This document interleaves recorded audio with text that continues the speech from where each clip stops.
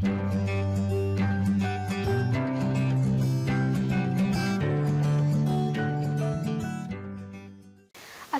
warahmatullahi wabarakatuh. Nah, sekarang kita akan membahas materi kedua pada materi biologi kelas 12 yang berjudul metabolisme. Nah, metabolisme ini merupakan seluruh serangkaian proses biokimia yang ada di dalam tubuh kita yang bisa berupa perombakan ataupun pembentukan. Nah, dalam kegiatan metabolisme ini diperlukan yang namanya enzim. Nah, enzim merupakan protein yang bertindak sebagai biokatalisator, dan ada beberapa faktor yang bisa mempengaruhi kerja enzim, yaitu ada suhu, pH, aktivator dan inhibitor, konsentrasi enzim maupun substratnya itu sendiri.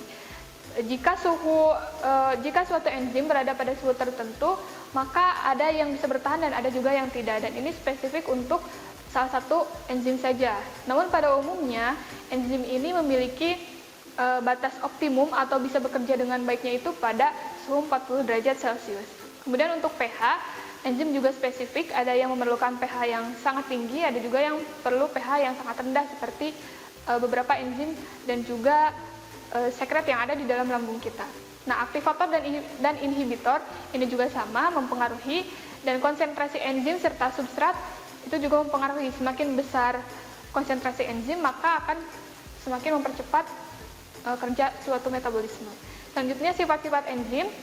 Enzim merupakan protein dan bekerja spesifik kepada satu fungsi saja. Berfungsi sebagai katalisator, diperlukan dalam metabolisme, dan bekerja secara bolak-balik ya, dan dipengaruhi oleh faktor-faktor yang lainnya. Nah, untuk cara kerja enzim ini bekerja dengan menurunkan energi aktivasi atau energi yang diperlukan untuk reaksi, sehingga reaksi bisa berjalan lebih cepat. Nah, ada beberapa cara kerja enzim. Nah, di sini ada gambar teori kecocokan ya, kerja enzim menurut teori gembok dan kunci. Nah, kita lihat ya, yang pertama ini ada enzim dan juga substrat. Nah, pada enzim ini ada sisi aktif yang bisa menempel kepada substrat. Nah, saat diproses, si enzim ini tidak akan ikut ke produknya gitu. Jadi enzim tidak akan bisa menjadi hasil gitu ya, tidak bisa menjadi hasil. Jadi dia tetap menjadi katalisator saja.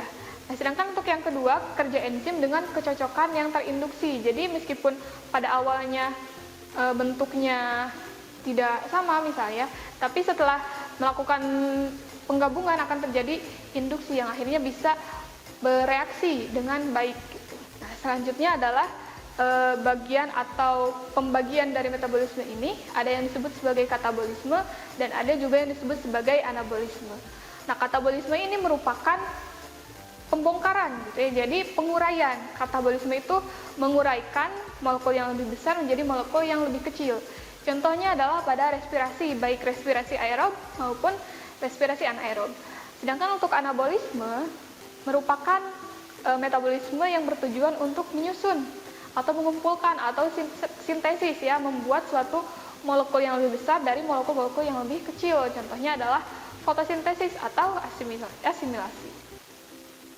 Yang pertama, katabolisme karbohidrat. Kita membahas dulu mengenai respirasi aerob atau respirasi yang menggunakan oksigen ya.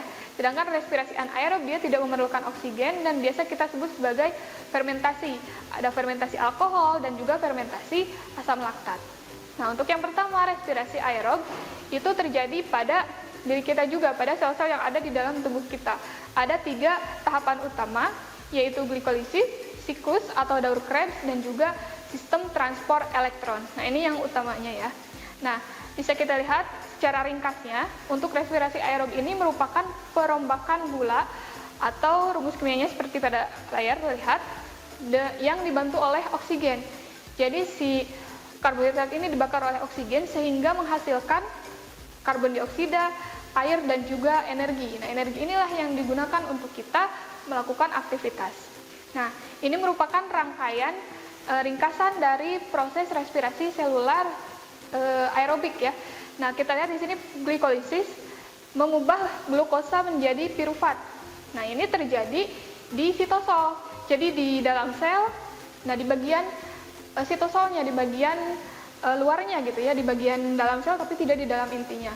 Kemudian pada glikolisis ini dihasilkan ATP level substrat gitu ya. Jadi dihasilkan ATP saat melakukan prosesnya gitu. Kemudian glikolisis akan dilanjutkan, si piruvat ini akan dimasukkan ke dalam siklus Krebs, diproses di sini, dan ini terjadi di mitokondria.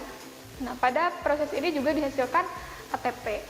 Nah, kemudian hasil-hasil yang tadi dilakukan berdasarkan glikolisis dan juga siklus Krebs dan proses yang lainnya akan mengalami rantai transport elektron. Nah, di sini terjadi sintesis ATP sehingga dihasilkan ATP yang lebih banyak lagi. Nah, bisa dilihat di sini untuk ada fase pemberian ATP atau investasi ATP yang nantinya akan menghasilkan ATP yang lebih banyak lagi. Ya, ini merupakan struktur dari mitokondria ya. Nah, paling luar itu adalah membran luarnya, kemudian ada semacam pori-porinya.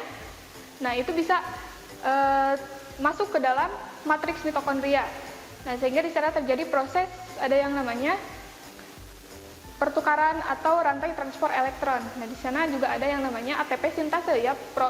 Pori yang tadi kita temukan di sini adalah ATP sintase atau yang digunakan sebagai pembuatan ATP gitu. Nah, selanjutnya ini merupakan rangkuman total energi yang dihasilkan dari respirasi seluler. Pada glikolisis dihasilkan 2 ATP, pada siklus Krebs dihasilkan 2 juga. Nah, pada rantai transport elektron dihasilkan 32. Sehingga jumlah yang diperoleh pada respirasi aerob ini adalah 36 ATP. Nah, ATP ini merupakan satuan energi ya, satuan energi di dalam metabolisme sel. Selanjutnya, respirasi anaerob. Yang pertama adalah fermentasi alkohol. Nah, jadi fermentasi alkohol ini dilakukan oleh mikroorganisme. Misalnya di sini terdapat contoh jamur ragi atau yeast ya. Nah, mereka bisa mengubah karbohidrat, substrat karbohidrat menjadi alkohol, mengubah yang lebih kompleks karbohidrat menjadi alkohol. Nah, ini fermentasi alkohol ini berawal juga sama dari glikolisis. Nah, namun pada saat dihasilkan piruvat, maka akan terjadi pembentukan etanol atau pembentukan alkohol. Nah, bisa dilihat pada rumusnya atau pada reaksinya. Di sini karbohidrat berupa C6H12O6 akan diuraikan menjadi karbon dioksida sebagai bahan buangan, kemudian C2H5OH atau alkohol, dan juga ATP sebanyak 2. Nah, jadi ini juga yang terjadi pada saat kita melakukan fermentasi pada singkong. Nah, jika terlalu lama maka singkong akan membentuk, tape singkong ini akan membentuk alkohol juga. Nah, yang kedua adalah fermentasi asam laktat. Nah, kalau ini merupakan pengubahan karbohidrat menjadi asam laktat, masih sama yaitu dengan karbon dioksida, dihasilkan karbon dioksida dan juga ATP sebanyak 2 ya. Nah, dari sini bisa dilihat, nah ini pada glikolisis akan terhenti pada glikolisis, ya tidak melakukan yang seperti respirasi aerob, dan langsung pada pembentukan asam laktat sebagaimana fermentasi pada alkohol juga. Nah, selanjutnya anabolisme atau pembentukan karbohidrat. Kalau tadi penguraian, karbohidratnya sudah ada diuraikan jadi energi. Nah, sedangkan yang sekarang adalah pembentukan karbohidrat. Jadi karbohidrat ini hanya bisa dibentuk oleh makhluk-makhluk autotrof atau makhluk yang punya klorofil saja. Contohnya adalah tumbuhan-tumbuhan hijau. Mereka melakukan fotosintesis. Nah, reaksinya seperti ini. Ada tahapan reaksi terang dan juga reaksi gelap. Nah, di dalam klorofil itu ada fotosistem 2 dan juga fotosistem 1. Keduanya memiliki panjang gelombang yang berbeda-beda, menerima panjang gelombang yang berbeda-beda. Nah, saat cahaya menumbuk, ya, foton-foton cahaya menumbuk ke fotosistem 1, maka akan terjadi aliran energi juga. Kemudian diterima oleh akseptor primer, akan disampaikan oleh plastoquinon, kemudian masuk ke kompleks sitokrom, disampaikan oleh plastosianin dan menumbuk pada fotosistem 1. Nah, tapi di fotosistem 1 ini juga bisa menerima tumbukan energi cahaya dari matahari. Nah, selanjutnya dari sini elektron akan kembali dieksitasi ke akseptor primer. Nah, dari akseptor primer akan ke perodoksin, dan di sini ada NADP plus reduktase yang jika ada NADP masuk ke sana akan menghasilkan NADPH, dan yang mana NADPH ini merupakan salah satu calon bentuk energi gitu. Nah, selanjutnya tahapan reaksi gelap atau yang tidak membutuhkan sinar matahari. Nah, produk awal akan masuk ya si karbon dioksida ini, kemudian akan dibantu oleh enzim Rubisco akan membentuk 3 fosfogliserat. Nah, pada saat pembentukan ini akan masuk 6 ATP ke sana. Jadi 6 ATP dibutuhkan di sana untuk membentuk 1,3 bifosfogliserat. Nah, tapi pada proses ini akan dihasilkan juga 6 buah ADP atau adenosin fosfat. Nah, untuk ADP ini juga bisa sama diubah menjadi ATP. Nah, selanjutnya dari 1,3 bifosfogliserat ini akan mengalami fase reduksi. Nah, sehingga terbentuk gliseraldehid 3-fosfat atau G3P. Nah, si bahan inilah yang nantinya akan digunakan sebagai pembentuk gula atau pembentuk karbohidrat. Tapi tidak cukup satu gitu. Jadi, 1 G3P ini merupakan calon gitu ya, calon untuk membentuk satu buah karbohidrat gitu ya, satu unit karbohidrat. Selanjutnya dari G3P ini akan kembali ke ribulosa bifosfat dan akan terus terjadi siklus seperti itu. Nah, akhirnya pada fotosintesis ini akan dihasilkan karbohidrat gitu ya. Dan tumbuhan biasanya menyimpan dalam bentuk umbi, misal ditimbun di dalam batang, ditimbun pada buah dan lain sebagainya. Nah, sekarang teknologi pengolahan makanan yang menggunakan konsep metabolisme juga. Nah, yang pertama adalah teknologi makanan berkadar gula rendah, kemudian teknologi pengawetan makanan berkualitas tinggi, juga teknologi substitusi energi dari produk pengolahan makanan. Sekian saja untuk bahasan metabolisme.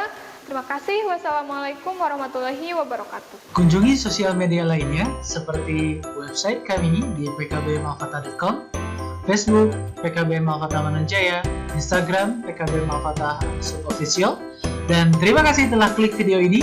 Jangan lupa like, comment, share, and subscribe untuk menunjukkan dukungan kamu terhadap channel ini.